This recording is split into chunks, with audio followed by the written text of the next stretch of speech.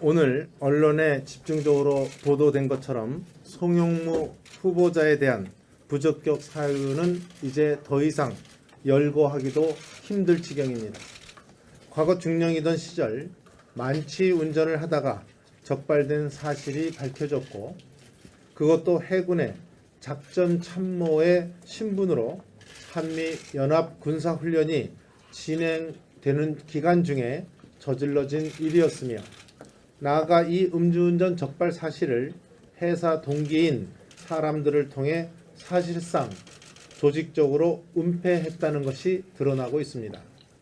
이쯤이면 본인이 사퇴하든지 대통령이 지명 철회를 해야 할 당연한 일인데도 청와대는 이번에도 청문회까지 간다는 오불관원의 자세입니다. 청와대와 송 후보자는 청와대 청문회에서 더 이상 무엇을 기대하고 있는 것입니까? 국회가 어떤 청문 결과를 내고 무슨 비리 의혹이 드러나든 그것은 참고사항일 뿐이며, 대통령이 미국 방문 후 돌아와서는 임명을 강행하겠다는 태도라면 정말 우려스러운 일이 아닐 수 없습니다. 참으로 국민의 상식을 뛰어넘는 비상식 정부이고, 국회는 안중에도 없는 만취 인사 폭주 정권일 뿐입니다. 송영무 후보자는 청와대 검증 과정에서도 소위 자기 체크리스트에 만취운전 적발 사실을 밝히지 않았다고 합니다. 어제 우리 당 김학용 의원이 직접 해군 본부까지 내려가 찾아내 공개했듯이 해군 본부에 엄연히 접수 대장이 남아있고, 그의 혈중 알코올 농도 0.11%로 만취 상태라는 것이 기록되어 있는데, 자기 체크리스트에는 이 사실을 적지 않은 것이었습니다. 송영무 후보자는 자기 체크리스트도 거짓으로 작성함으로써 허위 고지를 한 셈이고, 문재인 대통령과 국회를 속인 셈입니다.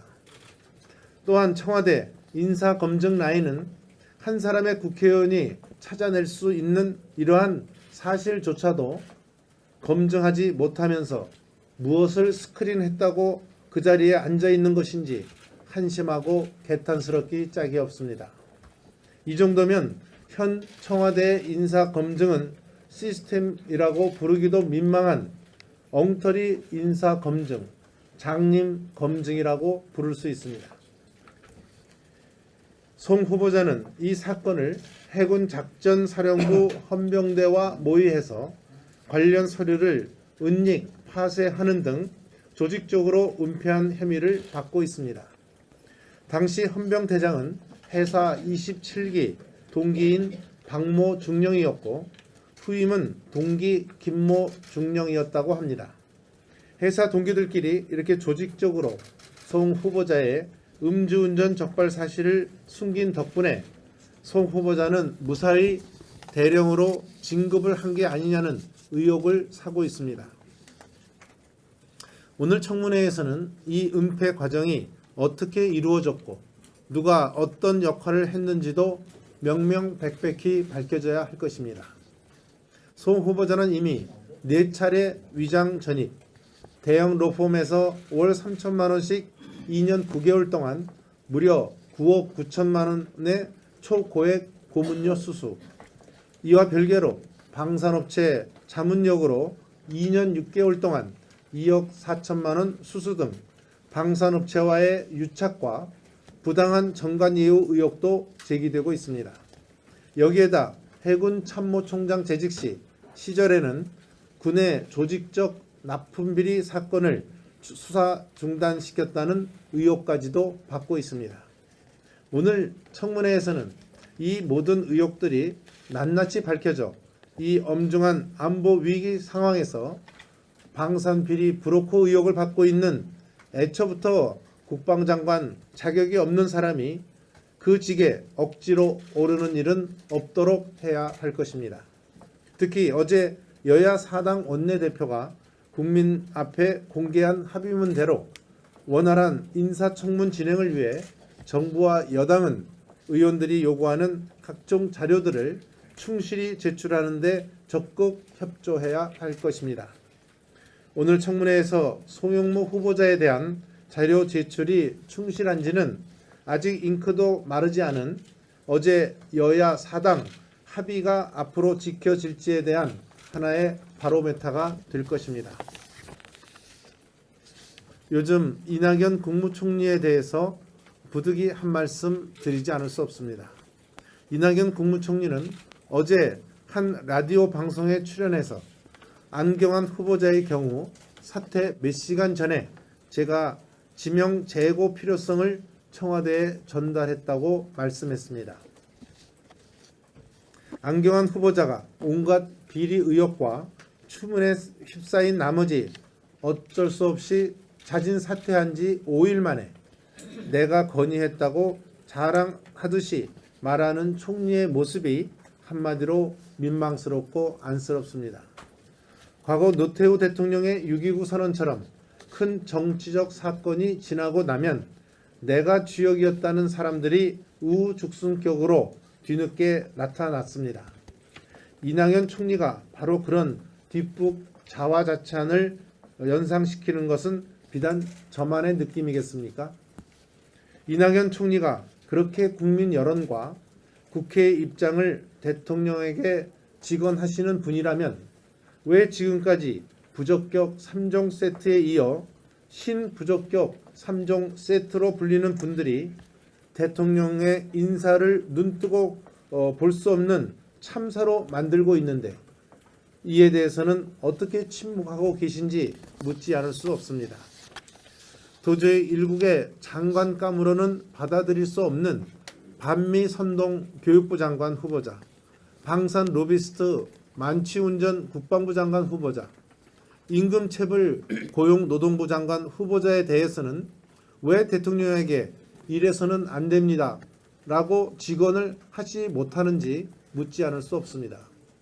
이낙연 총리는 수많은 언론에까지 나서서 자진 사퇴를 공고하는 이분들에 대해 미리 얘기할 수 있는 사안이 아니다. 청문회를 봐야 한다라고 했는데 국회와 여론의 귀를 닫고 독선의 길로 달려가는 청와대의 입장과 하나도 다른 것이 없습니다. 이 총리는 이분들이 결국 자진 사퇴하면 그때도 사실은 내가 건의했다고 뒤에 공개할 생각인지 모르겠습니다. 대한민국 모든 공직자의 표상이자 국정 전반을 통할하는 책임자로서 실망스러운 자세가 아닐 수 없습니다. 저는 이낙연 총리가 어떤 의지를 갖고 책임 총리를 말하는지 납득할 수 없습니다. 이낙연 총리는 총리 지명 과정에서 책임 총리가 되겠다고 스스로 말씀했습니다. 문재인 대통령도 대선 공약과 총리 지명 이후 책임 총리를 보장하겠다고 국민께 말씀했습니다. 그런데 최근 이낙연 총리의 여러 모습을 보면 국민이 기대하는 책임 총리의 모습은 오간되었고 의전 총리나 대독 총리를 넘어 저는 허수아비 총리로 전락하는 것은 아닌지 이런 생각마저 듭니다. 책임 총리의 가장 기본은 문자 그대로 헌법에 나오는 인사제청권을 헌법대로 행사하는 것입니다. 하루가 멀다 하고 터지는 문재인 정부의 인사 난맥상과 부실 검증에 대해 이 총리가 대통령께 무슨 책임 있는 직언과 고언을 하고 계신지, 그리고 헌법상의 인사제청권을 제대로 행사하고 계신지 대단히 의문스럽습니다. 지금의 장관 인사는 대통령이 혼자 나서서 보훈, 나홀로, 코드라는 3대 기준으로 굳이 이름을 붙이자면 모나코 인사만 하는 것으로 보입니다. 이낙연 총리가 헌법상 제청권을 행사했다는 얘기를 저는 풍문으로도 들어보지 못했습니다. 이낙연 총리는 책임 총리로서 행정 각부를 통할 지휘하고 정책을 조정하는 실질적 내치의 책임자 아닙니까? 민주노총과 전교조 등 극렬 좌파 세력들이 세종로 미국 대사관을 포위하고 성주 사드 부지에서는 민간인들이 공권력을 참칭하는 사태가 벌어지고 있는데도 남의 일 보듯이 손 놓고 있는 것도 무책임의 표본입니다. 더 심각한 것은 국정기획자문위원회와 총리와의 관계입니다. 저는 이 정부의 모든 일은 대통령이 혼자 업무 지시 몇 호라는 식의 1인 국정으로 이루어지고 있고 법률적 위임도 없이 대통령령에 의해 설립된 한시적 임시자문기구인 국정기획자문위원회가 국가정책을 마음대로 좌지우지하며 결정해 발표하는 실정입니다. 국정기획자문위원회가 마치 점령군 사령부처럼 온갖 부처와 민간단체까지 호령하고 겁박하는 무소불위의 권력 행사를 하고 있습니다. 그것을 넘어 원전 폐기부터 통신료 인하, 기초연금 인상, 아동수당 도입, 누리과정 예산 지원, 심지어 고속도로 통행료 문제까지 결정하는 등 정부 위의 정부처럼 행세하는데도 국무총리는 무엇을 하고 있는 것입니까? 아무런 개입도 지적도 하지 않고 그저 손을 놓고 있는 것이 과연 책임 총리란 말입니까? 우리 당이 여러 차례 지적한 대로 국정자문위는 한정된 범위에서 대통령의 자문 기능에만 충실해야 합니다. 국정 전반을 총괄 지휘 조정하고 책임 있게 정책을 결정해야 할 헌법상 주체인 국무총리는 허수아비처럼 우두커니 서서만 있고 임시자문격인 국정자문위원회가 국가정책의 최종 결정권자인 양 국정 전반에 무소불위의 권력을 휘두르며 국정 난맥상을 부채질하고 있는데 대해 총리 자신이 큰 경각심을 갖고 책임을 절감해야 할 것입니다. 이상입니다. 때는 총파업을 예고한 가운데 공공운수노조, 전교조, 청년 아르바이트 단체까지 일제히 파업에 동참하겠다고 밝히고 있습니다. 노동계는 최저임금 1만 원 즉시 시행, 비정규직 완전 철폐, 근로시간 단축을 주장하며 촛불특혜로 탄생된 문재인 정권에 당선턱을 내라고 지적하고 있다고 보도하고 있습니다. 일부 학교에서는 총파업 참여를 위해서 수업 단축과 급식 중단을 알리는 등 가정통신문을 보내기도 했다는데 수업도 빼먹고 학교 급식마저 중단시킬 만큼 학생들을 볼모로 삼아 교사와 교직원들이 노동자로서의 권리를 주장해야 하는지 매우 개탄스럽습니다.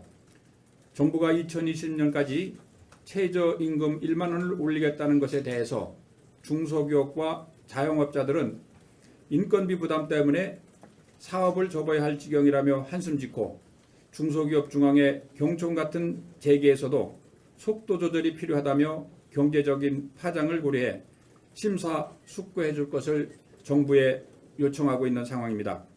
대기업, 정규직, 고임금 노동자들이 대다수인 민노총은 오히려 개혁이 지지부진하다며 지금 당장 최저임금을 1만 원으로 인상하라고 요구하고 있습니다.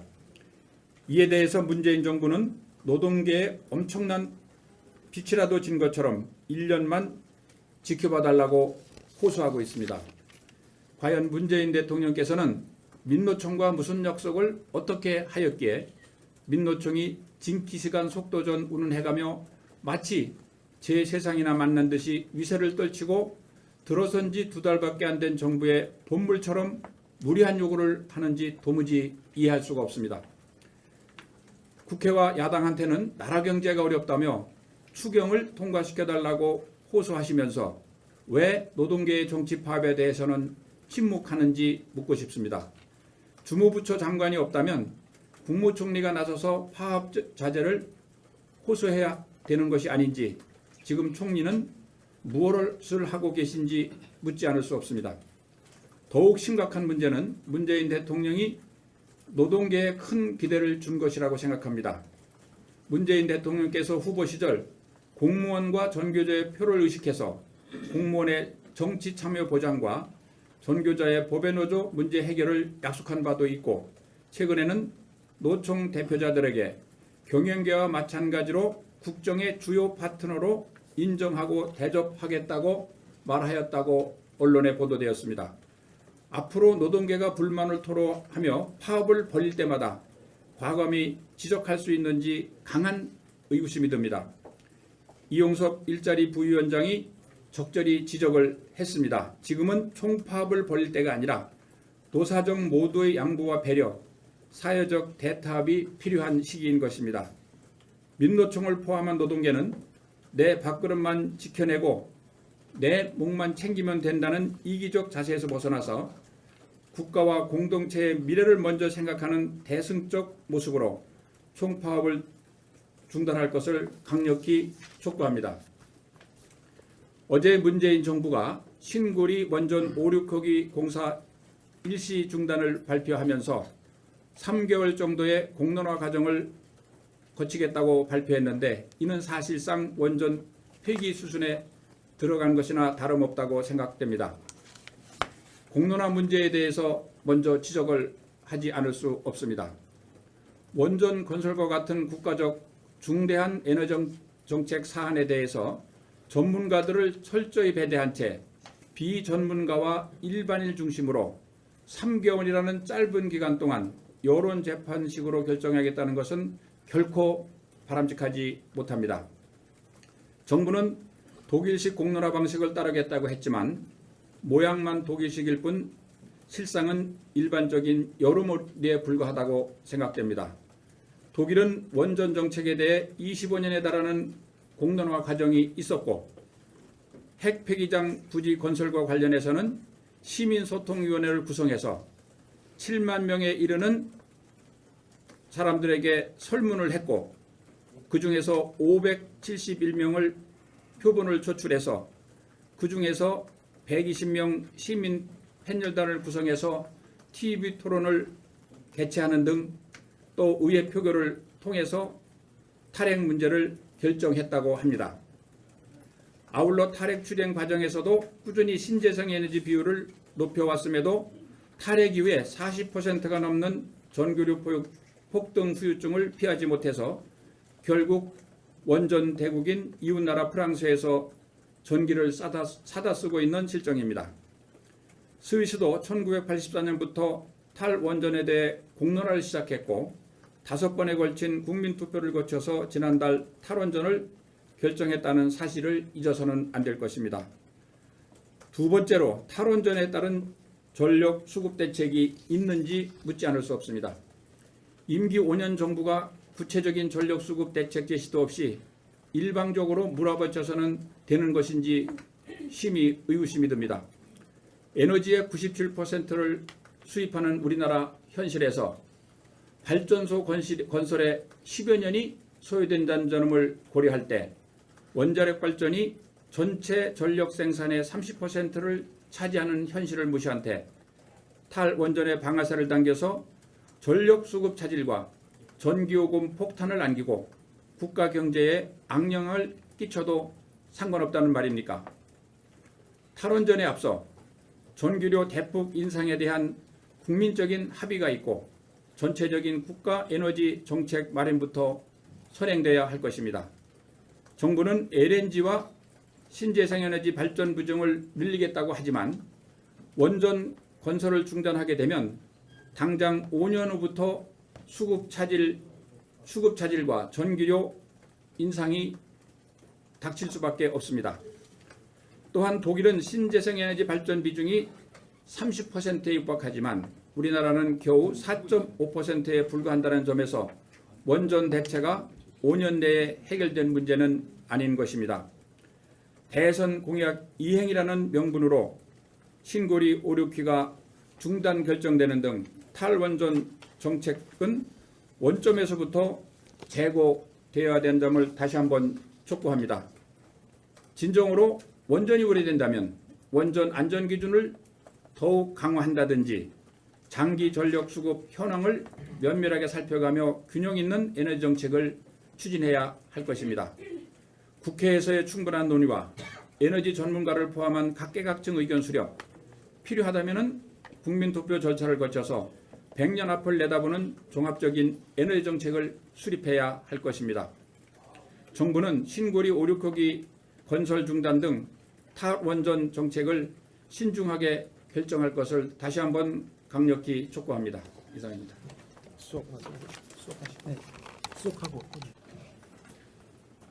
네, 이낙연 총리께서 장관 후보자 한 분, 그 한 건에 대해서 한마디 하셨다고 자랑을 하신 모양인데 1년한 인사 참사를 놔두고 이런 것을 자랑하고 있는 모습을 보면서 정말 문제가 많다는 생각을 했습니다.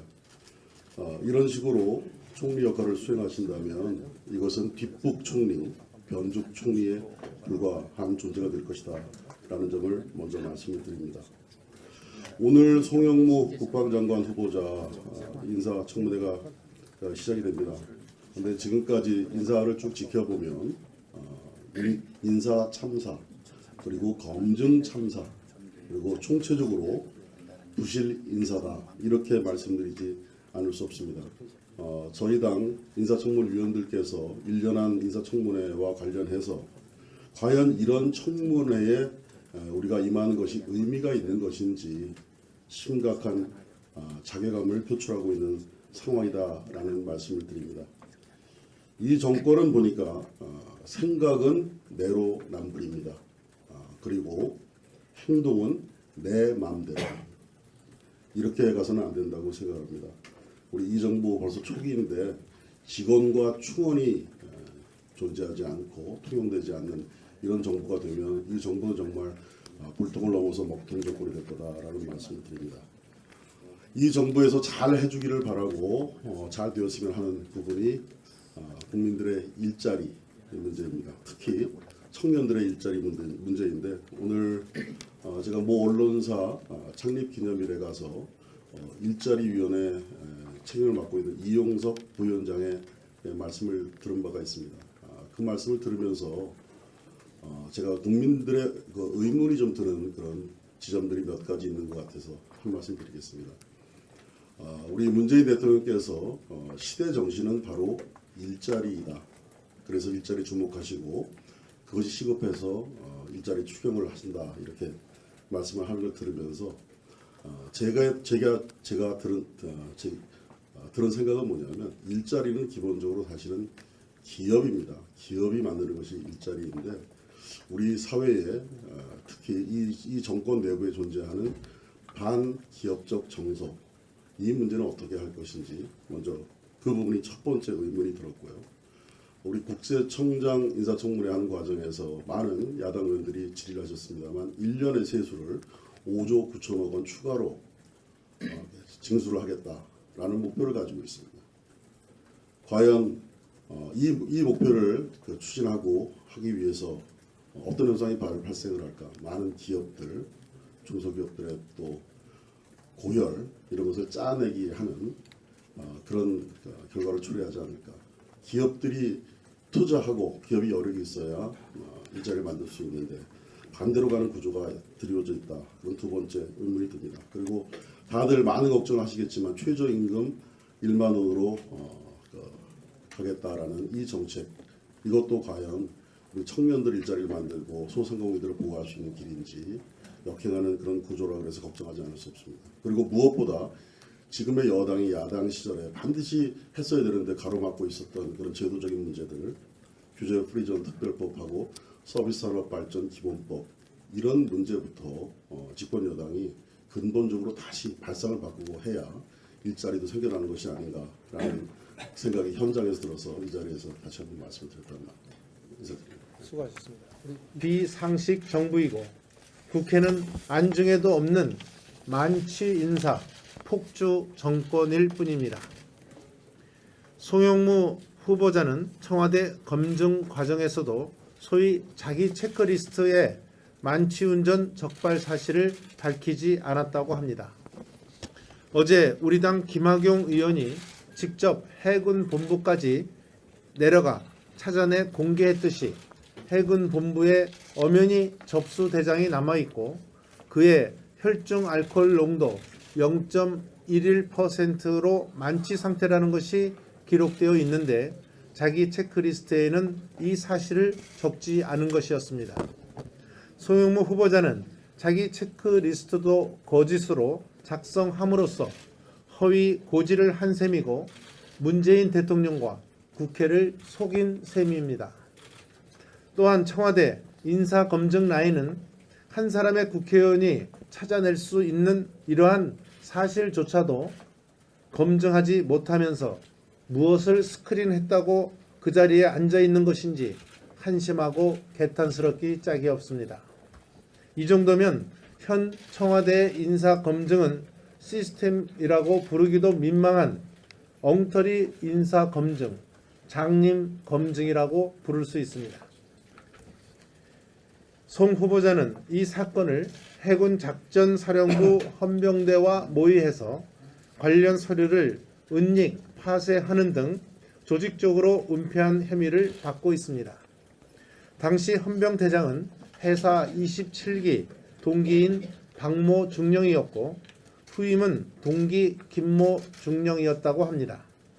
해사 동기들끼리 이렇게 조직적으로 송 후보자의 음주운전 적발 사실을 숨긴 덕분에 송 후보자는 무사히 대령으로 진급을 한 게 아니냐는 의혹을 사고 있습니다. 오늘 청문회에서는 이 은폐 과정이 어떻게 이루어졌고 누가 어떤 역할을 했는지도 명명백백히 밝혀져야 할 것입니다. 송 후보자는 이미 4차례 위장 전입, 대형 로펌에서 월 3천만 원씩 2년 9개월 동안 무려 9억 9천만 원의 초고액 고문료 수수, 이와 별개로 방산업체 자문역으로 2년 6개월 동안 2억 4천만 원 수수 등 방산업체와의 유착과 부당한 정관예우 의혹도 제기되고 있습니다. 여기에다 해군 참모총장 재직 시절에는 군의 조직적 납품비리 사건을 수사 중단시켰다는 의혹까지도 받고 있습니다. 오늘 청문회에서는 이 모든 의혹들이 낱낱이 밝혀져 이 엄중한 안보 위기 상황에서 방산비리 브로커 의혹을 받고 있는 애초부터 국방장관 자격이 없는 사람이 그 직에 억지로 오르는 일은 없도록 해야 할 것입니다. 특히 어제 여야 사당 대통령에게 직언하시는 분이라면 왜 지금까지 부적격 3종 세트에 이어 신부적격 3종 세트로 불리는 분들이 대통령의 인사를 눈뜨고 볼 수 없는 참사로 만들고 있는데 이에 대해서는 어떻게 침묵하고 계신지 묻지 않을 수 없습니다. 도저히 일국의 장관감으로는 받아들일 수 없는 반미 선동 교육부 장관 후보자, 방산 로비스트 만취운전 국방부 장관 후보자, 임금체불 고용노동부 장관 후보자에 대해서는 왜 대통령에게 이래서는 안 됩니다 라고 직언을 하지 못하는지 묻지 않을 수 없습니다. 이낙연 총리는 수많은 언론에까지 나서서 잦은 사태를 공고하는 이분들에 대해 미리 얘기할 수 있는 사안이 아니다. 청문회를 봐야 한다라고 했는데 국회와 여론의 귀를 닫고 독선의 길로 달려가는 청와대의 입장과 하나도 다른 것이 없습니다. 이 총리는 이분들이 결국 자진 사퇴하면 그때도 사실은 내가 건의했다고 뒤에 공개할 생각인지 모르겠습니다. 대한민국 모든 공직자의 표상이자 국정 전반을 통할하는 책임자로서 실망스러운 자세가 아닐 수 없습니다. 저는 이낙연 총리가 어떤 의지를 갖고 책임 총리를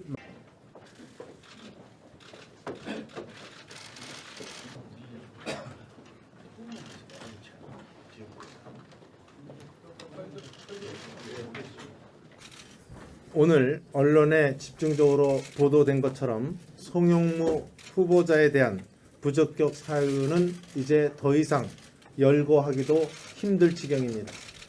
과거 중령이던 시절 만취 운전을 하다가 적발된 사실이 밝혀졌고, 그것도 해군의 작전 참모의 신분으로 한미 연합 군사 훈련이 진행되는 기간 중에 저질러진 일이었으며, 나아가 이 음주운전 적발 사실을 해사 동기인 사람들을 통해 사실상 조직적으로 은폐했다는 것이 드러나고 있습니다.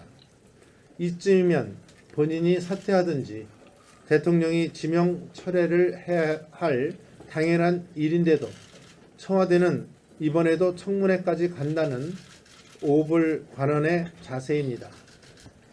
청와대와 송 후보자는 청문회에서 더 이상 무엇을 기대하고 있는 것입니까? 국회가 어떤 청문 결과를 내고 무슨 비리 의혹이 드러나든 그것은 참고사항일 뿐이며, 대통령이 미국 방문 후 돌아와서는 임명을 강행하겠다는 태도라면 정말 우려스러운 일이 아닐 수 없습니다. 참으로 국민의 상식을 뛰어넘는 원내대표가 국민 앞에 공개한 합의문대로 원활한 인사청문 진행을 위해 정부와 여당은 의원들이 요구하는 각종 자료들을 충실히 제출하는 데 적극 협조해야 할 것입니다. 오늘 청문회에서 송영무 후보자에 대한 자료 제출이 충실한지는 아직 잉크도 마르지 않은 어제 여야 사당 합의가 앞으로 지켜질지에 대한 하나의 바로메타가 될 것입니다. 요즘 이낙연 국무총리에 대해서 부득이 한 말씀 드리지 않을 수 없습니다. 이낙연 국무총리는 어제 한 라디오 방송에 출연해서 안경환 후보자의 경우 사퇴 몇 시간 전에 제가 지명 재고 필요성을 청와대에 전달했다고 말씀했습니다. 안경환 후보자가 온갖 비리 의혹과 추문에 휩싸인 나머지 어쩔 수 없이 자진 사퇴한 지 5일 만에 내가 건의했다고 자랑하듯이 말하는 총리의 모습이 한마디로 민망스럽고 안쓰럽습니다. 과거 노태우 대통령의 6.29 선언처럼 큰 정치적 사건이 지나고 나면 내가 주역이었다는 사람들이 우후죽순격으로 뒤늦게 나타났습니다. 이낙연 총리가 바로 그런 뒷북 자화자찬을 연상시키는 것은 비단 저만의 느낌이겠습니까? 이낙연 총리가 그렇게 국민 여론과 국회의 입장을